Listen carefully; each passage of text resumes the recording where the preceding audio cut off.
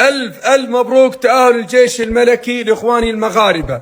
ولكن ما حصل اليوم محزن ومؤسف. اليوم بنفس الكرة جمهور الأهلي المصري يضرب المقذوفات، علب المياه، وكذلك آلات حادة في ملعب المباراة. والاتحاد الإفريقي يجب أن يسجل موقف إيقاف مباراتين في الدور 16 والثمانية بلا جمهور ويلعب خارج أرضه في أرض محايدة. هل يتجرأ الاتحاد الإفريقي؟ ننتظر. ما اعرفش ايه وجه الاستفاده العائد علينا من فكره رمي الازايز في الماتش. يعني انا ما حسيتش ان هو ايه، ان انت يعني خدت حقك. يعني ما حسيتش ان في موضوع، يعني انت رميت الازايز، عملت حوار على الفاضي. كجمهور النادي الاهلي هتلاقيه متغرم له بعد الماتش من 10 ل 20 الف دولار ولا ايا كان المبلغ اللي هو هيتغرمه، وممكن يقول لك والله ماتش ولا ماتشين بدون جمهور. ما حسيتش ان في حد خد حقه. حسيت الموضوع كان شكله مزري بشكل او باخر. ما حدش استفاد اي حاجه، بل بالعكس ممكن يكون النادي بتاعك تضرر في الاخر. يعني بعض جماهير الاهلي المصري بصراحه بمشهد مؤسف امطرت استاد القاهره ولاعبي الجيش الملكي بقوارير المياه. انا عندي سؤال للاتحاد الافريقي، لماذا يسمح بادخال قوارير المياه الى الاستادات، الى المدرجات؟ لانه هاي المشاهد فيها مشاكل كبيرة جدا، فيها خطر كبير جدا على سلامة اللاعبين، على سلامة الأطقم الفنية. ناس رايحة تلعب كرة قدم تطلع مصاب، اللي مضروب بعينه واللي مضروب براسه واللي مضروب برجله واللي ليش؟ فهاي الأمور لازم ينتبه لها الاتحاد الأفريقي ويحسنها، لأنه ممكن تصير من وراها كوارث. يعني مش مزح الموضوع. فما بعرف بصراحة شو الفكرة من إنه يسمح بإدخال هذه الأمور إلى أرضية الملعب. تفرجوا برا الجمهور ديال الاهلي قال لك نخلق.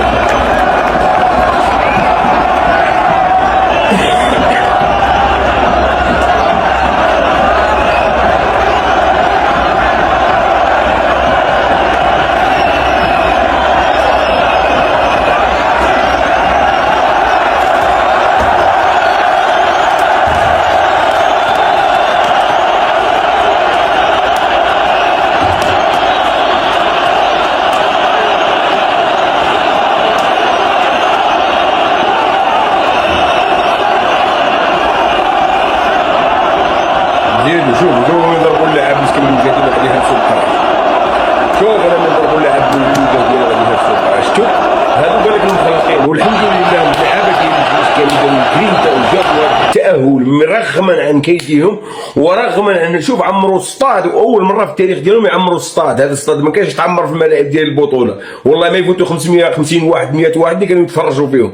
اليوم عمروا الصطاد قال لك باش يقسيو الجيش، ولكن اللعابه ديال الجيش كانوا رجال وتقاتلوا ورغما ديال القراعي ورمي القراعي والفوضى والمشاكل. نحط لكم تصاور هنا الملعب ولا كاع قراعي، ملعب بحال اللي راك تفرج فيه. ايوا هنا غادي نشوفوا الكاف، هنا نشوفوا الاتحاد الافريقي. عاقبتوا الجيش، عاقبتوها بدو ماتش. ايوا حتى هادو خاصهم يتعاقبوا اخويا. دور ربع نهائي ما يلعبوش، خاصهم يتعاقبوا بدون جمهور، لانه لا يعقل. يعني شوفوا القراعي قداش وشوفوا الروينه في الملعب ومعمره الملعب بالقراعي وما خلاوش لعب تيتيري الكورنيل. ولكن برافو للمخرج ديال المصري. المخرج المصري يعني يعرف كيفاش يغلط عباد الله. ولكن واخا الكاميرا مور الحارس تاكناوتي كانت دايره، كان فظائع تما كارثه. مور الحياه ما يغطي، ولكن مصاب ما يغطي فيها.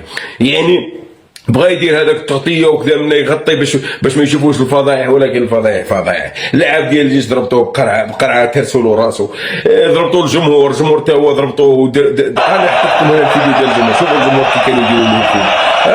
يعني ماشي حشومه، ماشي عيب عليكم. وتجيبوا لنا حنا تقرينا حنايا ام الدنيا وحنا فريق القرن وفريق القوم.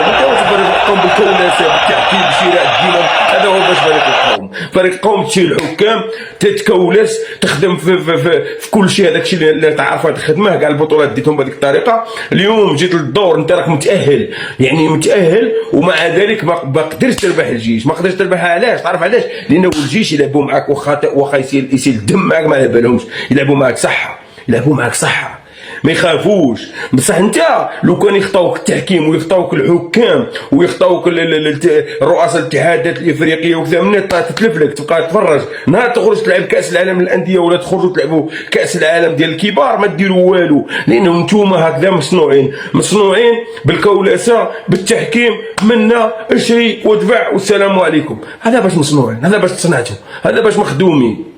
ولكن اليوم نطالبوا الاتحاد الافريقي باشد العقوبات على الاهلي المصري.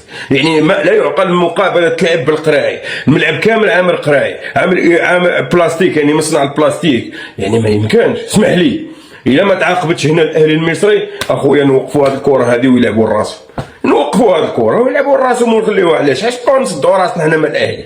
لان الاهلي هذه مالها؟ هي فوق القانون، فوق الاتحاد الافريقي.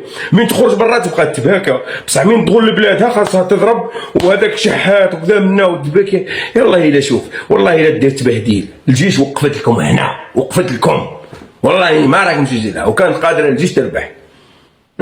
وباغيين تبانوا وكذا منا، وحنا فريق القوم. باش القوم بالكولات، بشراء الدماء، بشراء الماتشات، حياتكم كل شيء كولات. اليوم جيتوا تضربوا في اللعابه بالقراعي ومنا وما درتوا والو وما تقضيو والو. بصح حنا العقوبه نطالبوا، العقوبه نطالبوا الاتحاد الافريقي هذا يفيق. الاتحاد الافريقي هذا فيه الراس، خصنا يفيق من النعاس ديالو. ياك عاقبت الجيش الملكي بجوج ماتشات، ايوا حتى هذه راه فضيحه وكارثه، خاصها تعاقب الفرقه ديالها من الاخر.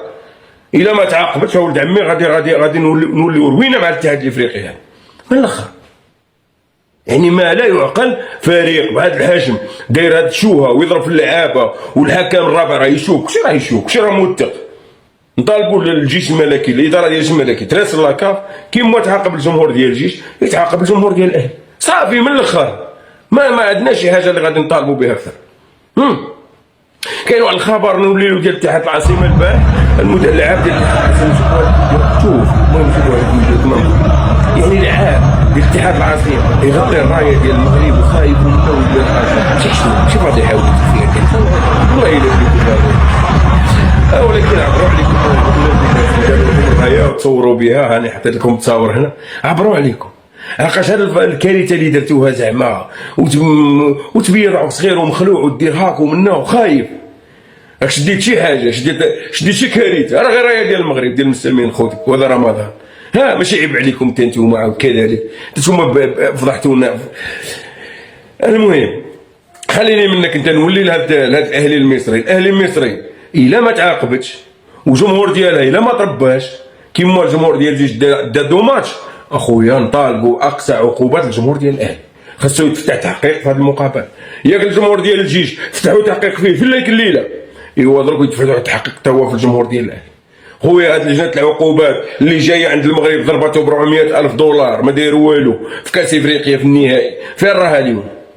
مرحبا اصدقائي، وصلنا الى نهايه الفيديو. صراحه هذا الموضوع دار حاله ودار بوم في السوشيال ميديا وفي جميع المواقع التواصل الاجتماعي. اذا عجبكم القناه ديالنا والحلقه ديالي وكذلك المحتوى اللي كنقدموه، ما تبخلوش علينا اصدقائي بالاراء ديالكم وكذلك بالاشتراك باش توصلكم دائما الجديد ديال قناتنا وقناتكم سبورت اكستريم. احبكم في الله، الى الملتقى.